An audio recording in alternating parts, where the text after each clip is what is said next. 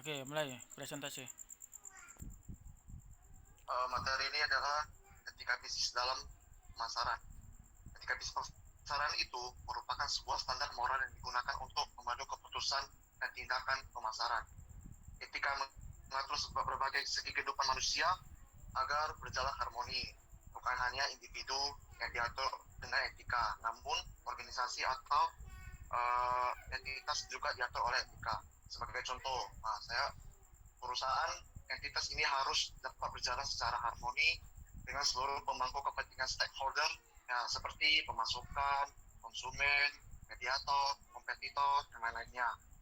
Nah, ada satu hal yang cukup krusial terkait etika, yakni bagaimana perusahaan memperhatikan etika dalam marketing atau pemasaran. Dikatakan krusial. Nah, karena marketing menyangkut bagaimana perusahaan bersaing dengan kompetitor, bagaimana menginformasikan keunggulan produk, dan bagaimana perusahaan mempertahankan pelanggan atau mengakuisisi pelanggan. Dalam kesempatan ini akan membahas etika pemasaran dan hubungan dengan budaya persaingan atau kompetitor dan juga konsumen. Nah, di sini ada bisa contohlah budaya dan timur dan barat. Masing-masing negara mempunyai budaya yang berbeda. Secara garis besar, budaya ini di dunia dibagi menjadi dua, yaitu budaya barat dan budaya timur. Pemasaran di budaya barat cenderung agresif dalam beriklan dan bahkan sering ditemukan iklan suatu brand menyerang brand lain secara langsung. Contohnya, iklan Samsung dan iPhone, iklan Nike dan Adidas, Pepsi dan Coca-Cola yang sering menyindir satu sama lain. Ini dianggap sebagai norma di negara barat. Sementara di budaya timur juga termasuk Indonesia, pemasaran cenderung lebih berhati-hati dan lebih menjaga keharmonisan meskipun dengan brand saingan.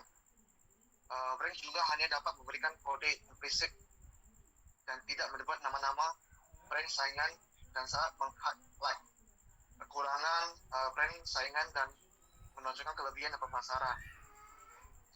Di negara timur, konsumen juga lebih respect terhadap brand yang terlihat dewasa, menunjukkan kebersamaan dan gotong royong karena sesuai dengan budaya konsumen. Akan tetapi sebaliknya juga cara pemasaran seperti ini juga tidak bisa berjalan dengan baik di negara barat, karena konsumen negara barat lebih suka brand yang tampak strong, selfish dan agresif.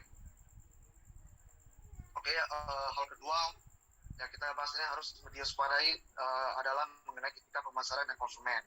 Pada masa lalu masih banyak kita temukan iklan tampak membohongi konsumen.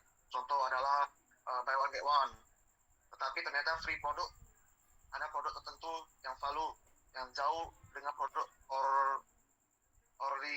originalnya. Contoh lain, jual properti sisanya 2 unit. Padahal kenyataan unitnya belum terjual, masih banyak.